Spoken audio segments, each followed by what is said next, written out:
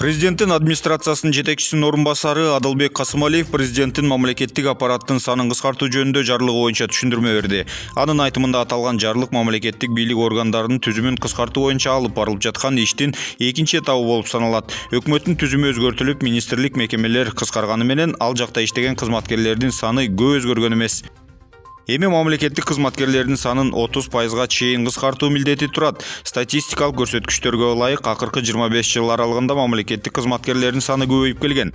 1995 жылы 26152 мамлекеттик кызматкер болсо, 2010 жылы алардын саны 30743кө, 2020 жылы 34860ка чейин көбөйгөн деген маалыматын берген Адылбек Касымалиев.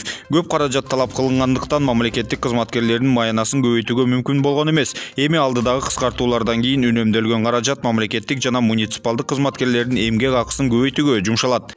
Эгерде мамлекеттик кызматкерлер 30%га же 10-11 миңге чейин кыскартыла турган болсо, мамлекет 2 миллиард сомдон ашык акча каражатын үнөмдөйт. Бирок бул үнөмдөө келерки жылда гана болот. Анткени эмгек кодексине ылайык үстүбүздөгү жылы кыскартылган кызматкерлерге 3 айлык эмгек акысын жөлөк пул катары төлөп беришибиз керек деген Касымалиев. Белгилей кетсек, аталган жарлыкка президент Садыр Жапаров 29 июнда кол койгон. Эгемендүүлүктүн 30 жылдыгына карата 4000дей соттолгон адамга мунапыс берүү сунушталды. Кыргызстандын эгемендигинин 30 жылдыгына байланыштуу мунапыс берүү жөнүндө мыйзам долбоору коомдук талкууга чыгарылды. Ал мыйзам долбооруна ылайык 4000ден ашык соттолгон адамга мунапыс берүү сунушталууда.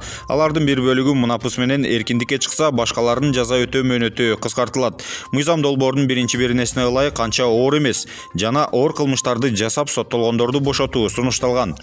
60 жаштан жогорку курактагы эркектер, ошондой эле 55 жаштан жогорку курактагы аялдар, биринчи жана экинчи топтогу майыптуулугу бар, ден соолугуна мүмкүнчүлүгү чектелген адамдар, жашы жетпеген 2ден кем эмес балдары же биринчи жана экинчи топтогу майыптуулугу бар, ден соолугунун мүмкүнчүлүгү чектелген балдары болгон, үй бүлөдө жалгыз багуучу болгон адамдар, анча оор эмес кылмышты биринчи жолу жасагандар. Ушул мыйзам күчүнө кирген күнү жазасынын өтөлбөй калган бөлүгү 1 жылдан кем эмес болгон аялдар жана жашы жетпегендер. Бул берене боюнча 153 киши эркиндикке чыгышы мүмкүн. Ошол эле учурда биринчи беренедеги ченемдер өзгөчө оор кылмыштарды жасаган адамдарга колдонулбайт.